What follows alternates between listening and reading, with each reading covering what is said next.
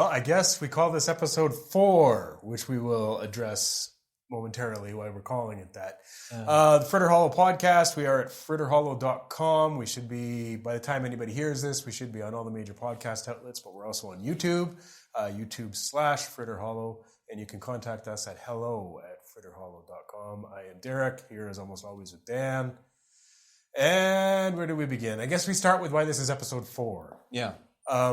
Turns out Transistor, who we're using as a podcast host, forces you to attach a number to your episode, and they don't allow a 0. Right. So our idea of episode 0 didn't work out. Everything kind of has to be renumbered in retrospect, which makes this number 4. But going forward, we're going to know where we're at. We were too fancy by half. Yeah, and I've seen episode 0s before. I know they exist, but I guess Transistor just won't have it. Yeah. So, and I mean, I do think Transistor is the right choice for us because the ability to host multiple podcasts under one hosting plan, that doesn't seem to be available on any of the other hosts. And I mean, who wants to have a monthly fee for every podcast, right? Yeah. You might end up having a few. Yeah. So, I mean, I think that as long as you keep your own backups safe, any platform will do. which I'm not doing. Oh, by the way, I am. I've already deleted them all. Okay. Yeah. So I guess it's good. I double back up everything. I think I would a large part of the point of this whole project is to hopefully produce other podcasts, more commercial ones going forward. Yeah. Those I think I would back up.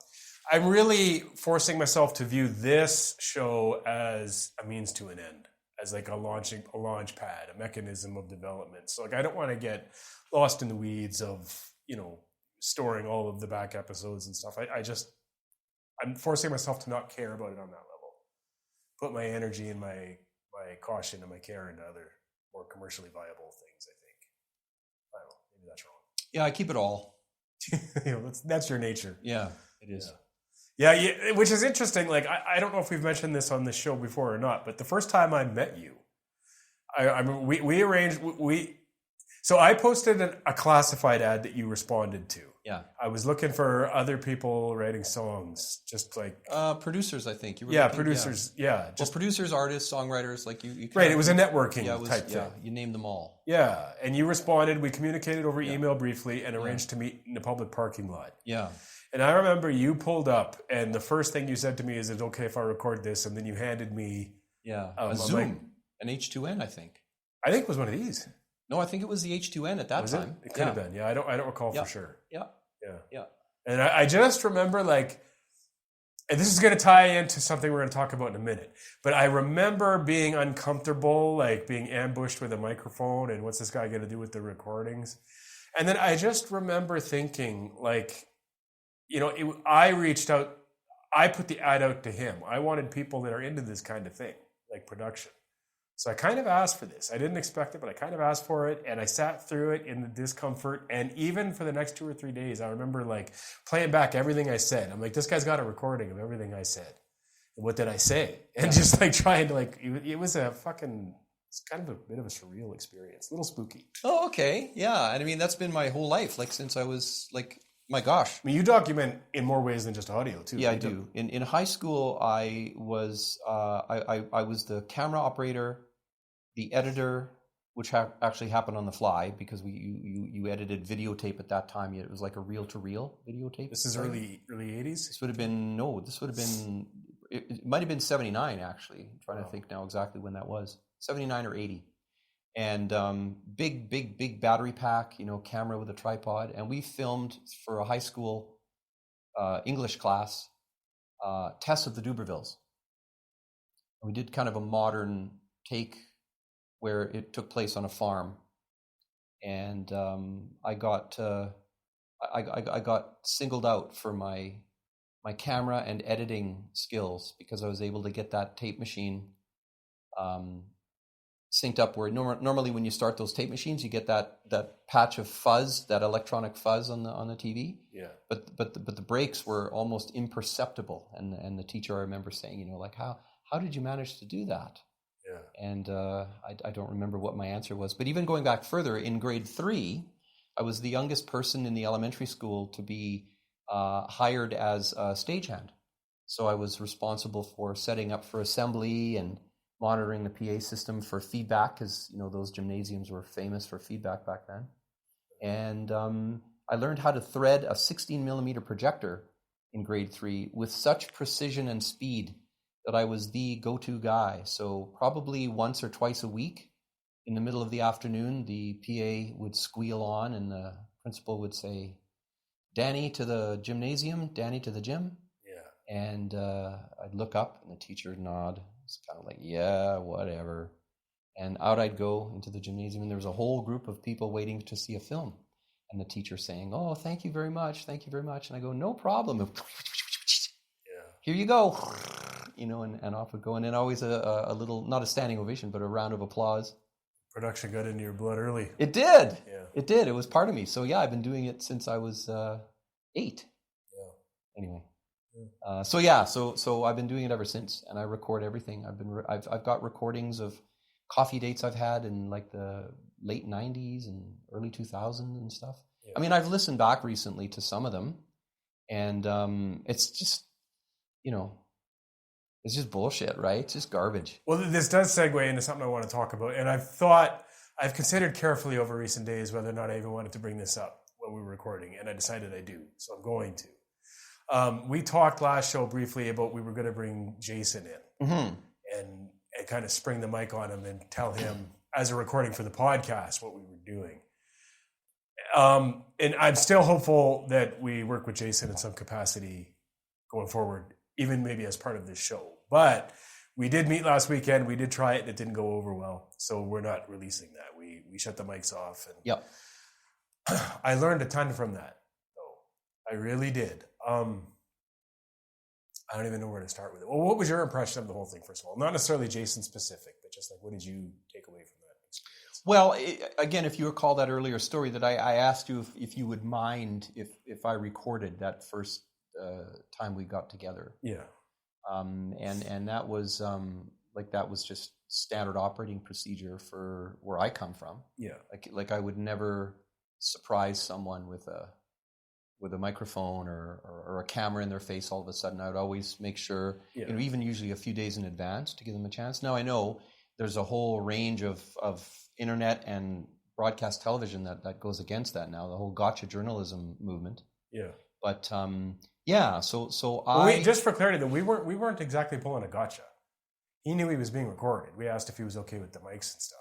Yeah, correct, but not for broadcast, right? Like that's where the I made that clear too, though. Once he found out that it was a podcast episode, I made it clear that just like do this, and then if you don't want it released, we won't. I did make that clear. Yeah, and then he kind of shifted a little bit, and it was like only maybe about not even 5 minutes later, he pulled the mic off and he goes, "Yeah, guys, I'm not okay with this." Yeah. That was it. So I was not surprised, and like either way, like I expected it as a possibility. Oh, is that right? Yeah. Yeah, okay. I didn't think it was the likely one, but I did anticipate it as a possibility. Yeah, I didn't have an outcome in my mind. Yeah. Well, what I took away from it, I find it very interesting because he, in many contexts, is actually a performer. Yeah, very talented. Yeah, very talented guy. He makes things, whether it's music or video, that he puts out public all the time. He performs on a stage, in more than one band. So he is, by most definitions, more of a performer than the average person by quite a bit. Yet, when confronted with this, even with the assurance that we wouldn't release it without his approval, he didn't want to do it. And that kind of like really drove home for me. And I understand, like, I'm not being critical of him. I understand where he was coming from, but it really drove home for me how big a leap it is for somebody to give the control of whether or not something does or doesn't get published to somebody else. Yeah. That is a huge leap. And it's what made me hearken back to when you sprung the mics on me 4 years ago, because I had those same concerns. So I do get it. And that just really makes it clear the challenge that might be ahead of us. Bringing people in to an unknown podcast to talk about things that hopefully inspire us to do other things, right? Like, people are going to have to trust us that we're going to record this and not make them look like a fool. And what a fool is dependent on their definition, not ours. Yep. Right? And there's just it just really made it clear, how difficult that's going to be, but then it also made it clear how much power I think there is if I can, for myself, not give a shit about that stuff anymore. Yeah. Just put myself out there, let people talk, let people have opinions. Yeah. Like, it's kind of like the saying, it's better to be talked negatively about than not be talked about at all. Yeah. I really think there's something to that. Like, it's almost a superpower to not worry about what other people are going to think if you're just being you. Well, I worked in the media for 21 years. Yeah. And then after that, in film and television and theater and all that kind of stuff. So I've always considered myself to be a public person. Right. I called myself for a little while a minor celebrity, and that was just joking. But it kind of goes with the territory that you have to be prepared. You have to always be on. Yeah. You have to always be aware that you are being recorded. Yeah. And so that to me is sort of the default. And it's like, if I find that there's nobody recording, maybe I might say something that I wouldn't normally if there was a microphone on, but that's not here nor there. But for me, it's like I'm used to that. So I don't consider it a superpower. I just consider it to be conditioning. Like, I don't consider it to be any kind of, it didn't help me psychically in any way, shape, or form. It wasn't a letting go of a certain type of control. It was just like, that's the job, dude. Yeah, I do think, though, that I think you're just used to it. So you don't really see it as a superpower, but it kind of is, because I think most people, and I was in this spot for decades, like, most people are kind of prisoner to their own worry, to their own concern about that kind of thing. And it literally stops them from putting themselves out there. It literally stops them from changing from just spectating to being a participant.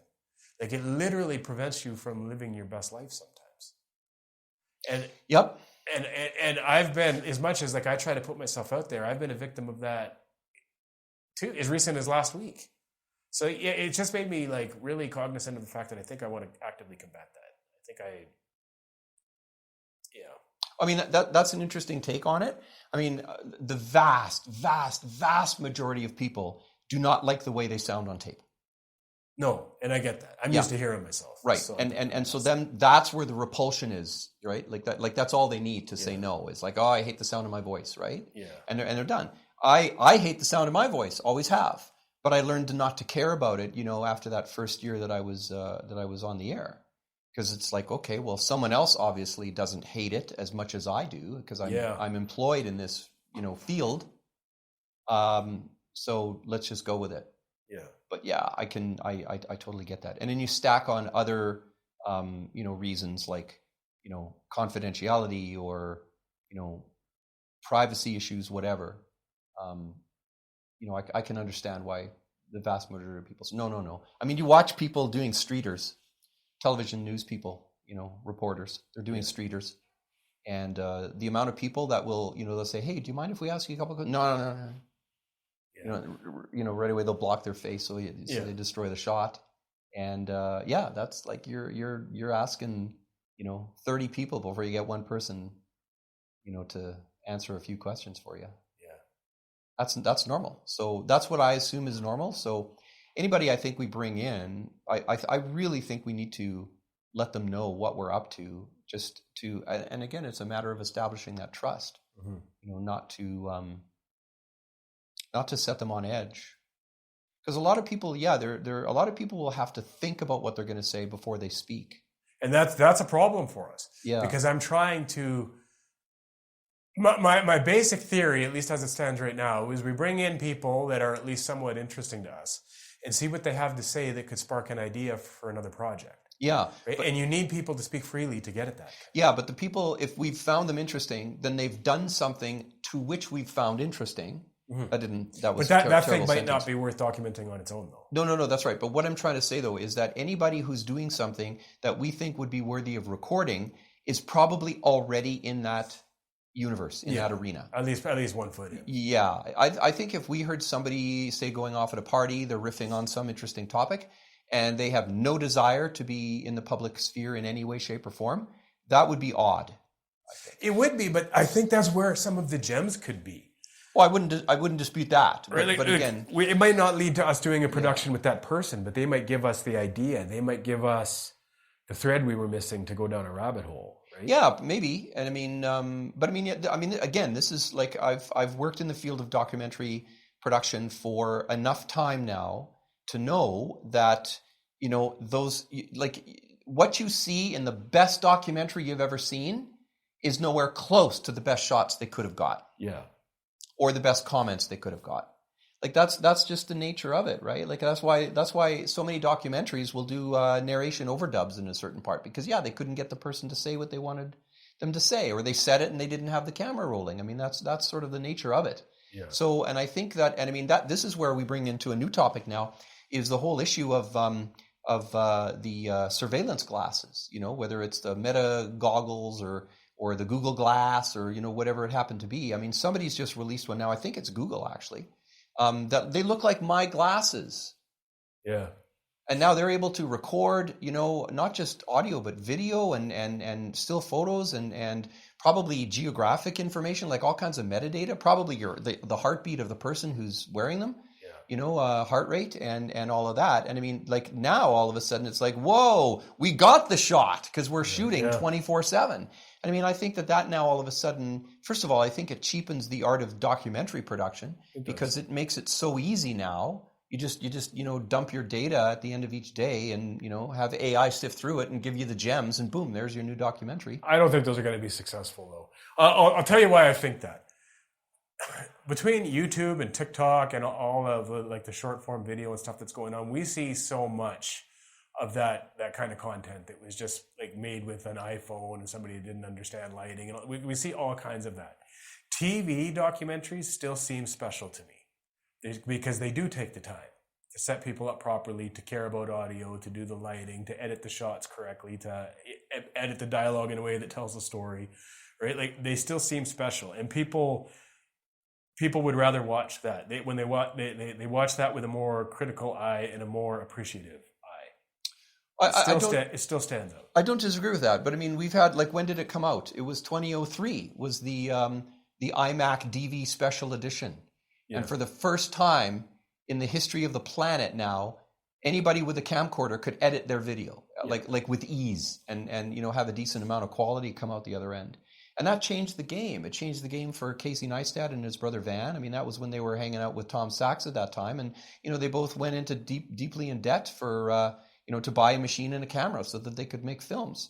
We've been making films now for over 20 years. And when I say we, I mean the average person in their home. Yeah. So I think that we're entering a phase now, and especially with AI, we're entering a phase now where anybody, if they have the desire, will be able to produce a network level quality documentary in an evening and you're talking dinner only table. though, like you're talking only about the technical audio video aspect of it though. The real work is in digging up the story, writing the story, narrating the story, stringing the story together. That's the real work. Yeah, for sure. And there are hundreds and hundreds of YouTube channels out there with people doing just that. You think? The whole issue of an essay, thing. I mean, I've been following some of these people for over a decade now. Yeah. And the idea of an essay video, which is essentially as a documentary. Yeah. Like the quality of the stuff of people that I don't even know their real name because they go by, left, right, flag person. Like, that's the name of their YouTube channel. Like, that's not real. I'm just making it up. But I mean, the thing is that they're staggeringly good work is coming from these, bedroom producers. It's the same as music. I mean, you listen to some of the bedroom producers. They sit there literally in their bedroom. With a DAW and a Mac and a keyboard, and the beats and the melodies that they're making it's like, how is this even possible? Because they've been doing it for like 5 hours a night since they were 8. Yeah, I think that's kind of where we're headed in now. So we're almost, I mean, in a way, if there wasn't all of the privacy and security issues at hand, I would be super excited about this because we're entering into a new era of documentary filming like we've never seen before. There's so much here I want to touch on. I'm going to start with the privacy stuff. I'm actually with you that all of that is kind of concerning, but I am not going to give a shit going forward. I just want to make stuff, and I don't care about the rest of it. And like coming back to like not being concerned about your image either, I've also made the decision that I don't care who films and takes pictures and quotes me and all that. I don't care. As long as it didn't happen in my house, I don't care. If you're in my house, I'm don't take my fucking picture, don't record me. But outside of that, I'm fucking just gonna let it all happen now. I want to make stuff. I want to do stuff too badly with the time I have left to worry about people having video or releasing things out of context or Google spying on me or, whoever makes my buddy's phone having a recording of me clandestine. Like I don't want to worry about that shit anymore. I just want to make stuff. Well, I mean, with the power of AI now and image generation, it's like I think that worry is now in the past. Like people can, if they have a photo of you, they can make a video of you now. They can if they have any kind of a snippet of your voice, now they can have an AI voice that sounds pretty close to you, convincing enough now that it can make you look like Sam Altman stealing. So why worry about it? Well, that's what I'm saying. All these people are still worried about people taking their photo. They're still worried about people recording them. Like, there's no point in worrying. Like, it just holds you back. It just stops you from doing things. That's my point. Yeah, and what I'm saying, I guess, is I agree with you now, is that we're rapidly exiting that privacy issue zone. Yeah. Where you really had to go to lengths. If somebody wanted to stay private, they could. But I mean, now you've got, especially the flock cameras down in the States. I mean, they're recording. Your phone is recording your GPS. It's recording all of the near field devices around you. Yeah. Any of the Wi-Fi that you log on. The Wi-Fi radios themselves now are tracking your unique body signature. Yeah. So they know exactly where you are at any given moment. And then you get in a car and you drive down a highway and the flock cameras are tracking your car. So we're already being surveilled 24/7, literally. Yeah. And they're farming that data, right? People that make robot vacuum cleaners, they're sending maps of your house. Oh my gosh, totally. Yeah. So I mean that like the era of privacy is definitely over. There's no question about that. Yeah. And there'll be some of us, myself included, that just want to be a little bit nostalgic and kind of hang on to that illusion. That they can be a private and a sovereign citizen. I mean, and I don't mean that in the TikTok kind of way. Yeah, I get that. I don't want to do that at the expense of getting out there and doing things and meeting people and making stuff and having experiences and being a participant. I don't want to give up any of those in the name of privacy. Yeah, and I don't disagree with you. Yeah. I won't do it. But I think for those people who are interested in taking this new technology to new heights now, I'm 100% behind them. Go for it. Yeah. Like go see what kind of magic you can make of this, because I can't even imagine all the shit you're going to come up with. Yeah. Yeah. Yeah. Yeah, and then like you brought up video essays on YouTube, and you're right, some of them are pretty incredible. But what I've noticed, and this harkens back to what we talked about in earlier shows, but in almost all those video essays, video types things that I've watched, making it a video was wasteful.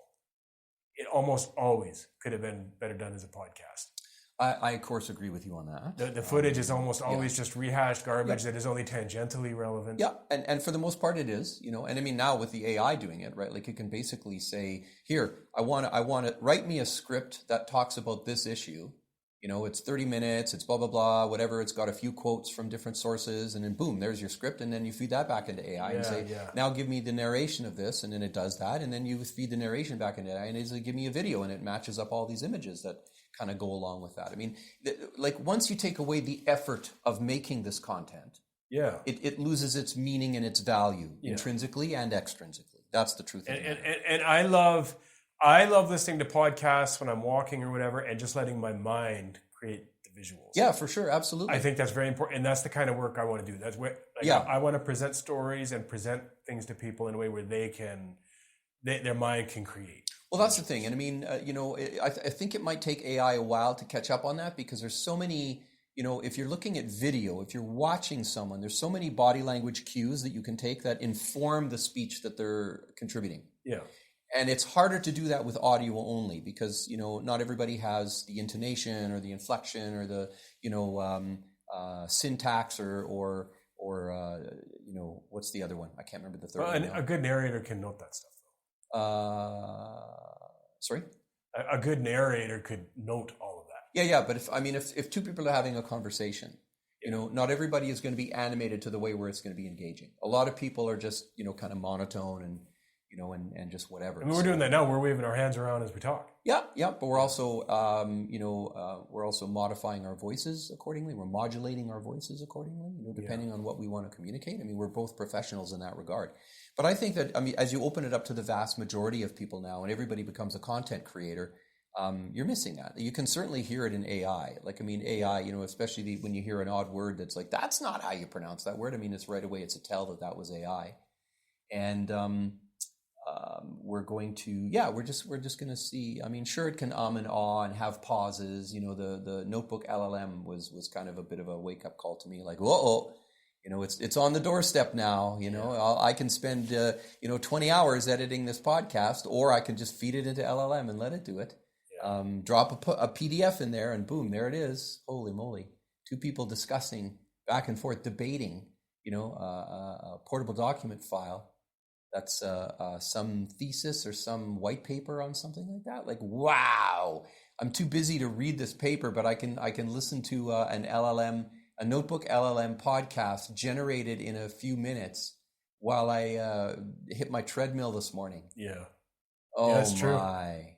Yeah. So I mean, in a way, like that's like that does instill a certain amount of fear in me, because I mean that's just going to get better from here. It's not going to get worse. It's not going to get slower. Mm-hmm. And the algorithms will figure out, more and more and more of our nuances of our speech. Yeah. And then pretty soon you won't be able to tell the difference. Was that a human being, or was that a... This is why improv type stuff, I think, is the future. Well, it will be an aspect of the future. It's not going to take over again. It'll never be dominant again. But as a means of preservation, I think it's important. And I think with playing instruments. There's going to be a very sizable niche of people that are willing to pay for it. They're willing to pay for it. Like you and I went to the Yardbird Suite last week, which is a local jazz club in Edmonton here, and it was an open jam, and so it was people that didn't rehearse the songs together beforehand. They probably know each other. It's a small community, but they get up there and they improvise. They know the chord changes and they're improvising. We were sitting beside a guy who, I'm sure you noticed, had the fucking chord chart in front of him for the song he was watching. Very, very interesting. And I couldn't help but thinking when I was watching that, this was jazz performers getting up there and improvising. But what if we did that here with people and their stories? Right? We just get somebody and then we just ask them a question, what's the most interesting memory you have from your childhood? And they start talking. That's the moments that I want to capture that I think are going to lead us to potential projects for podcasts. That's what I'm trying to do. Do you think that's crazy? No, not at all. I think as long as everyone's, gives consent, have them sign a release form. That's the other thing. I don't know if we need it. Oh, yeah. My God. I'm going to insist upon it. Yeah, I'm with you that we do it. Yeah. But I don't know if we need it, because I think a lot of the times, like I've said 1,000 times, what happens on this particular podcast, I don't care if nobody ever hears it. I'm doing this to try to generate our own ideas. So if we bring somebody in here who tells us a story, and then that story makes us ask a question that leads to some sort of investigation that leads to a podcast, we don't actually need the original recording. No, but you need the rights to the story. You need the permission. Yeah, you do. How do you need? If they tell us, just to pull something out of my ass, if they tell us, oh, my aunt grew up in Vegreville and told me a story about when she was a kid about this UFO hovercraft in the sky, right? We don't need the rights to pursue, was there a UFO in Vegreville in the 1960s? Well, I think it depends, for one thing. If it was a private story, I think it does. You do need the rights to that. I mean, that's been sort of, again, standard operating procedure since the beginning of documentaries is to get someone's permission, right? Why don't they tell certain historical figures stories? Is because they don't have the permission from the family to tell that story. Like, if I tell you a story, I own that story. If you then go and do some work on that story and tell it even in another form, that's still my story you've stolen, right? In fact, I've got a 4x6 index card that says, not my story to tell. And it's one of those things I've carried around for I don't know how many years now, but it just reminds me. Are you sure that's legally accurate? 100%. Because if you tell me a story, 100%. Right, then my hearing of your story actually becomes mine. Yeah, but you can't recreate that story for public consumption. No, but I can say Dan told me this. Yeah, this is what he said to the best of my recollection. That's a real fast track to have a meeting with a judge. You'd be sued for that. I mean, look at the rights to the story. People who have historical figures as parents or grandparents or whoever, they sit on the rights of those stories, and then all of a sudden, oh, I need some money. I'm going to sell my grandfather's story. They'll make a movie out of it. I mean, you see unauthorized biographies all the time. Yeah, and you don't hear of all the courts appearances that those people. Yeah, I mean, you can sue anybody. I mean, when I worked for the film, even the film companies that doing fictitious films had an entire department for clearances. Yeah, because they had to make sure if somebody said something or there was a line that was even remotely associated with an actual story that they didn't have permission to tell, they could be sued. It's a good problem to have, though. If you're not making anything, you're not getting sued. If you're making stuff, then, I mean, anybody can sue anybody for anything. So just the fact that lawsuits exist doesn't mean they're in the right or that the law is on their side. I know a business person who was, it was like a business person's round table one time. And they said, we were talking about being sued. And this person said, he says, I've had this ongoing lawsuit. It's $10 million. It's just like, he said, it would have been a lot more if it was nowadays, but it's been almost 20 years now.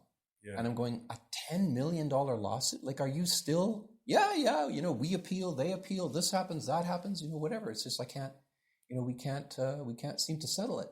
And I'm going, I don't want that fucking stress in my life. I don't want it either. But again, I'm not going to let it stop me from doing the things I want to do and making the things I hope to make. I guess being in that industry, you'd lose your job for it. You could be named in a lawsuit. Like, it was just too risky. I mean, I grew up under the specific instructions of don't do that. And I think that those rules are safe to live by now. I really do.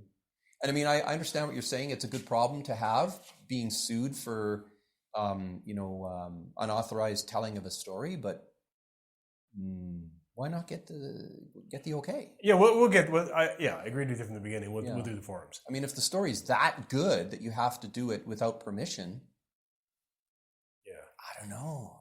Okay. Well, let's just return to the improv concept for a second. Yeah. That is something I wanted to talk about. Yeah. So I got the idea from watching them perform this open jam improvisational jazz number, right? What would happen if we brought two interesting people that don't know each other into the same room and recorded the four of us talking and just see what comes out of that? Yeah, there's channels on YouTube that are doing that. Yeah, that's where the ideas come from. I agree. I think that's fascinating. And again, like, the conversation itself isn't what we're trying to market. We're mining. Yeah, you're mining, exactly. I view this whole podcast as mining. Yep. And I have no fucking idea where it's going to take us. Yeah, I agree. And that particular idea is great. And I think as many combinations as you can, to explore, like, how many different ways can you tell stories or mine stories, right? How can you get to them? But I mean, again, just to have the paperwork in place, it's like, okay, anything that comes up in this conversation, we have permission to. And I'll put that on the website too. I'll make that clear. Like, we are mining for potential podcast and project ideas. Yeah. That's what, and we're trying to talk to interesting people. I mean, it's a little bit like panning for gold. You're gonna spend a lot of days out in the sun, panning and panning and panning, and then till you find a little nugget. Yeah. I mean, that's the I mean, again, with my archive of conversations, I used to have these little. After we left the micro cassette players behind, and everybody sort of had a little digital recorder. Not everybody, but some of us did. It was just larger than a stick of gum. Like a Wrigley's, double spearmint or double mint or whatever it was. And and you turn it on, and it was just the right size that I could put it into. The little holders that had packets of sugar on a table. Yeah. So I would be able to part the packets of sugar and slide this thing on. Yeah. And nobody, every now and again, a server would come by. It's like, oh, are you recording this? It's like, yeah. It's, are you doing an interview? And are you famous? It was funny. But anyway, it was better when they didn't notice it. Yeah. But all that being said is that, I've got hundreds of hours of audio. And I mean, again, I was listening to some of it recently because I had a NAS server that came back online, and I was like, do I need to keep this? I don't think so. Just mostly just blah blah. Yeah. But again, if you set up that environment and you bring people together, you never know what two chemicals you're gonna mix together that ends up exploding. Right. That's the beauty of it. And it's not like you said, anybody can make video now. Anybody Yep. can be an audio producer. Yep.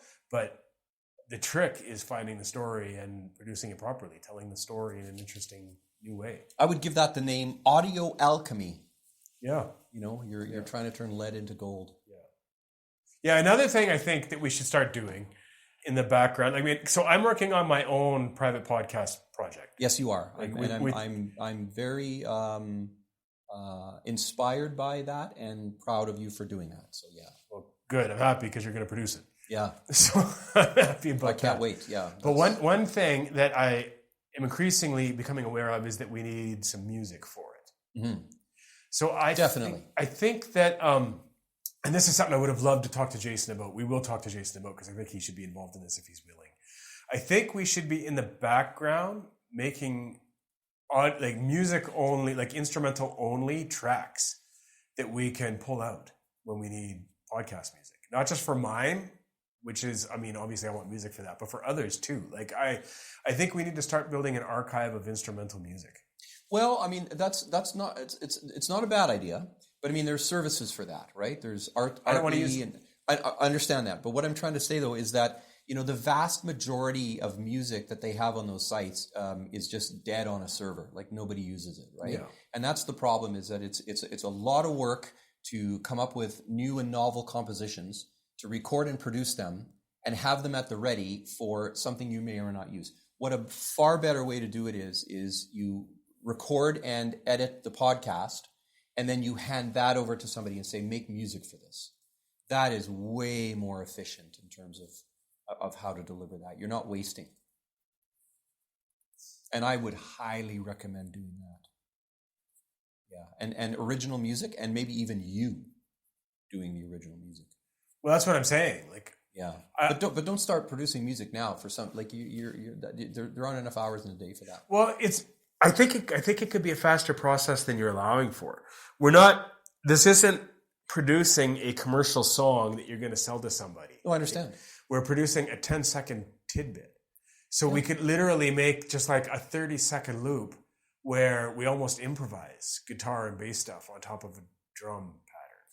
Yeah, but it would be much more efficient to say, here's 30 seconds of tension, here's the topic, we need a piece of music to go under this. Light years ahead in terms of quality, in terms of connection, right? Because music really does connect the listener to the spoken word, infinitely. We have no idea the level to which that connects. So are we talking about an expense then, paying somebody to generate the music? No, I think we should do that ourselves, or find somebody who wants to work on a project like that. I guess what spooks me off of that. So just as an example, let's use the podcast I'm working on. Yeah. I'm spending this year, all of 2026, just writing the fucking thing. That's right. And so assuming that gets done and the editing gets done by the end of 2026, into 2027, we're going to go into production, which means initially recording this. So then we have to spend probably what will be a couple of months recording it. And then we're going to have to spend what will probably be a couple of months editing it. Only then do you know where you need the music and what type of music you need. Yep. So we're already potentially 15 to 16 months into this production, and we haven't even started the music.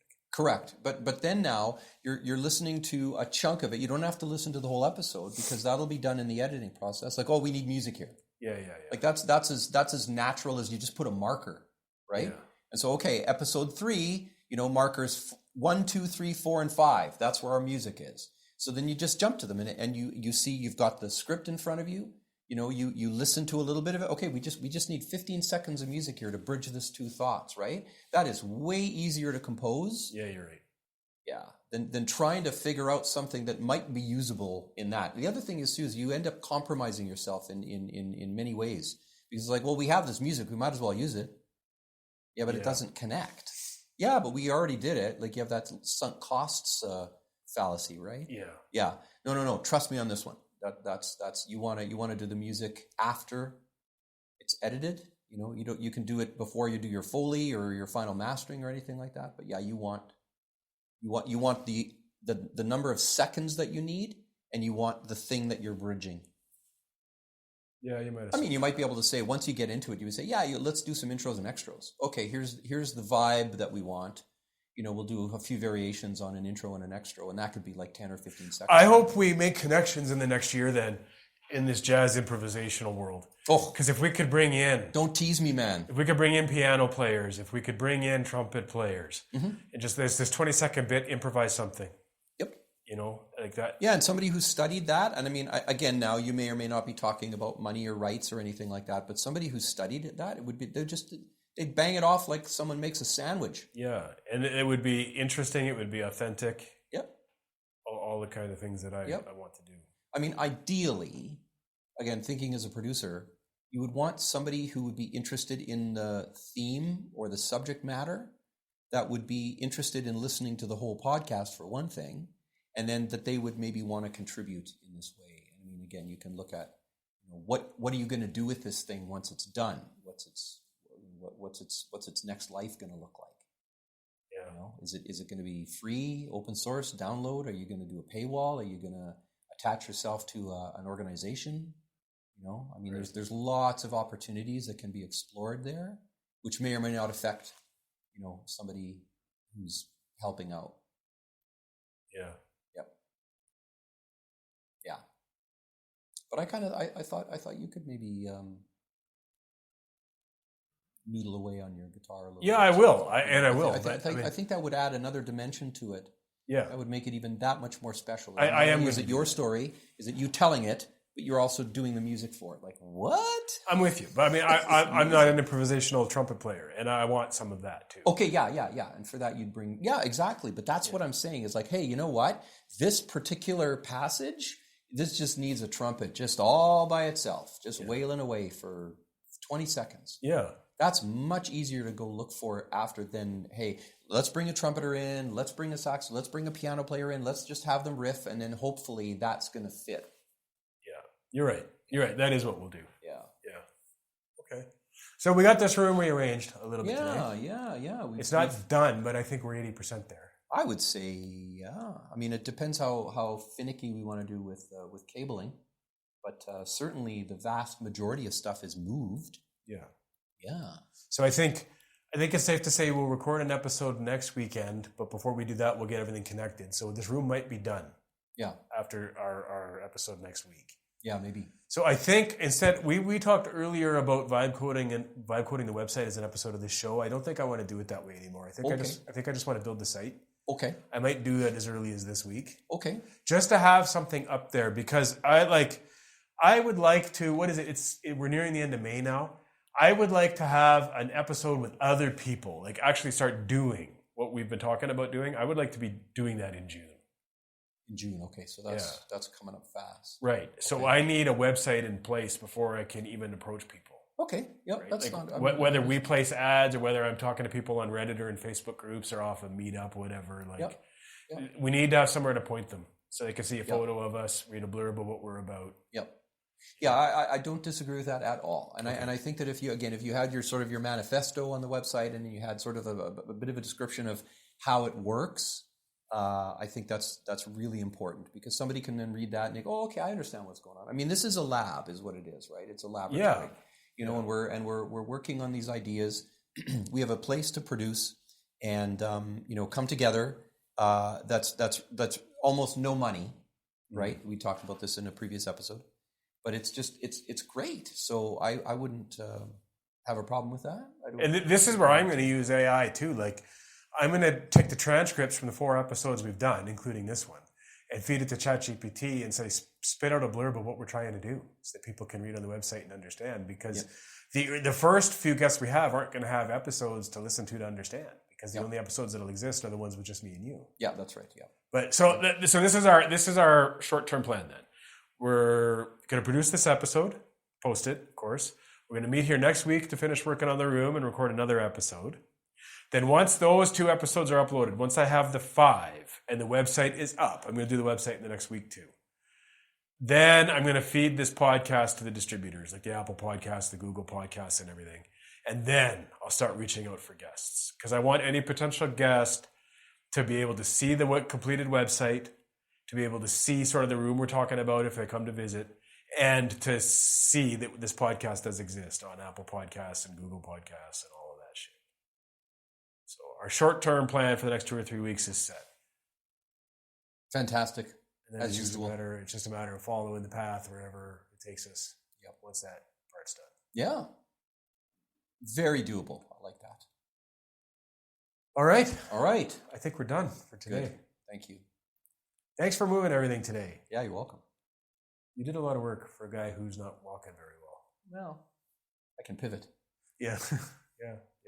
Pun intended. You going home tired? Well, I was actually up at 4 this morning.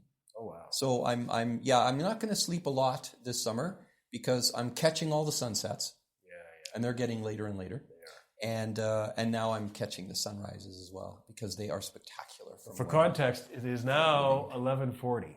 Yeah. And you've been up since 4 o'clock. Yeah. You're right about the sun not going down very early, though. I came here last night for an hour, and I drove here. It was about 10 after 7 p.m. When I drove here. And the sun was in my eyes. I had to use the sun visor and stuff. And in winter here, it's going dark around 4 o'clock. Yeah. So it's I mean, I've kind of cursed against that, railed against that my whole life. I would have rather lived somewhere equatorial where it's like, equal day and night all year long. Yeah. But, that was not in the cards for me. But anyway, I hate winter so badly. And just the fact that, if it's light out and I'm going to bed, I don't care because I'm not having to wear a parka. Yeah. Yeah. If you remove the ice, I actually like winter, to tell you the truth. I quite enjoy the temperature. I enjoy air feels fresher to me in winter. I actually do enjoy winter, but the ice is, I don't walk well. So the ice is hell for me. Yep. So I would move, if I could, I would probably live somewhere with no winter just because I don't want the ice. But I do like the weather. You don't find winter air to be more fresh? It offends my lungs. Yeah. Does it really? Yeah, it does. Yeah. I'm really comfortable at when it's above 30. Oh shit. Yeah. Okay. Yeah. And I mean comfortable. I'm good. I rarely wear shorts. I don't have a need to. I wear shorts in the winter. Yeah. Oh, I know people that do that too. Other people, yeah. But I just rather, Now, there's nothing worse to me than above 30 with a blazing sun. Yeah, and that's so my definition of hell. Nothing worse to me than below 30 with a wind and snow. To me, that's like I'm not going out today. It is dangerous. You're right about that. I don't know. I find it revitalizing almost. Yeah. That cold air. Yeah, I could never do the ice dip. That's like nope. There's nothing like being out in the cold air for a little while and then coming into like a warm coffee in the morning. Well, that contrasting, I don't disagree with that, but I guess if you're in control, okay. Yeah, of course. But if you've got to go out now all of a sudden and your windshield wipers have frozen onto your windshield and you're out there scraping and the wind is the ice crystals are like little daggers into your eyes and and your hands are cold. It's just like this is not for humans.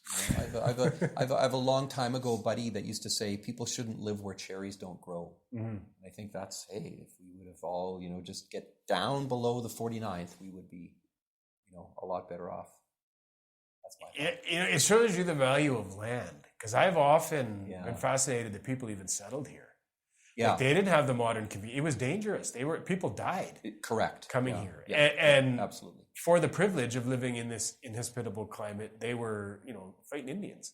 Well, yeah, and it was dangerous for sure. But a lot of the land was given. The Homesteader Act and everything like that. Right. That's what I'm saying. That shows you the value of land. That it was low. Like that. Yeah. No. Like it had the importance to people because they were willing to risk their very lives to come here because it was unspoken for land.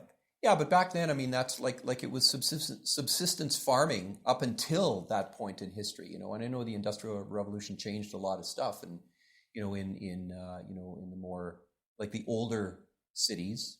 But generally speaking, in Canada, it was the fur trade up until right. But that's my point. 1800s. People left established countries. Yeah. People left established societies to come to the frontier here, where they were risking their very lives to have a hard life. To struggle That's right. But it was new land. It Well, was fresh land that they could own. Well, and that power brought it was not where they were leaving.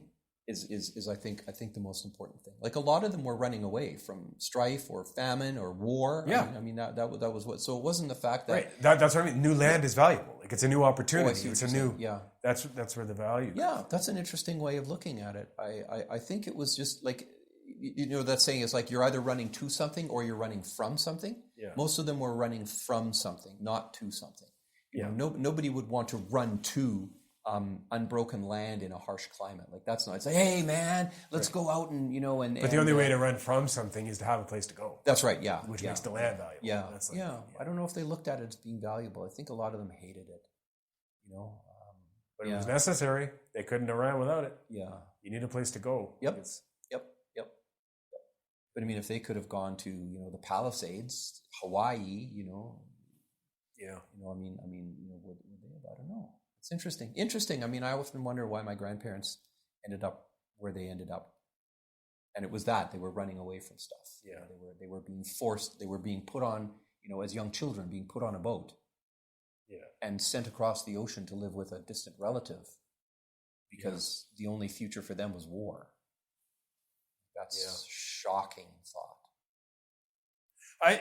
I sometimes wonder too, like, and I could be totally off base with this, but I sometimes wonder if the North American continent isn't home to more people of like a creative or industrial or innovative mindset, because we're all descended from people that had it in them to leave where they were to try something new in a new place, like a new frontier, like that they had some sort of adventurer, explorer mindset already, the people that came here by definition. So their descendants would have some of that.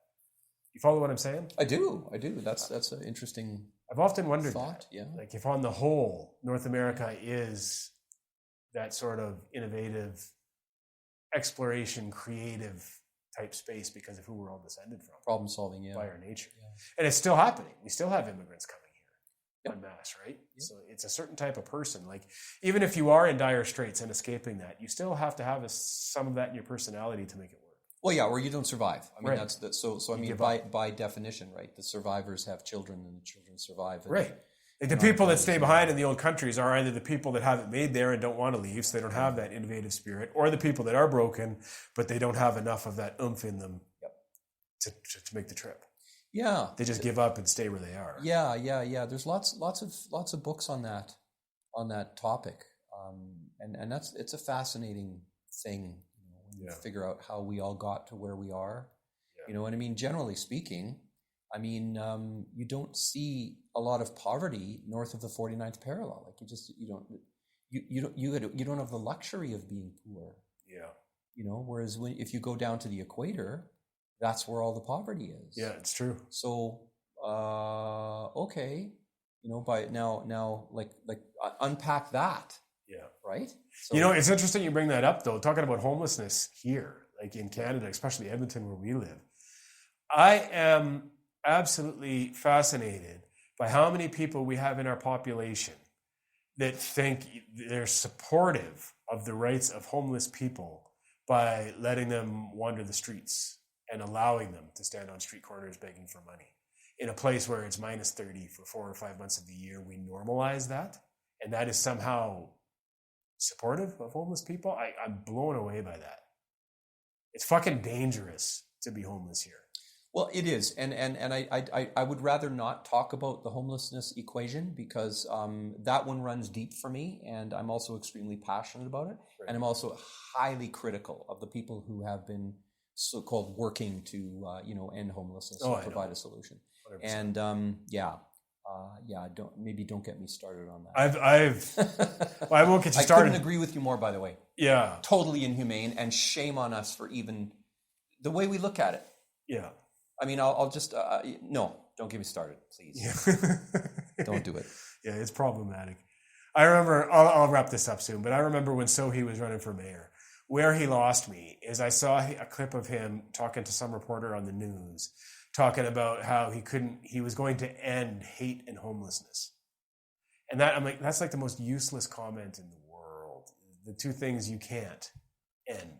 And it's like, you're saying this just to have it be a good soundbite so that people vote for you because they think your ethics are in place. Like that's the most unethical statement you could say. Yeah. That you're aiming to do something that's completely not possible. Yeah. And there's all of these things you actually could do. Yeah. That would improve people's lives. Like I hate that shit. It drives me fucking bananas. Yeah. I hear you. I hear you. Yeah, I don't guess that was a bit of a tangent. We should wrap this up.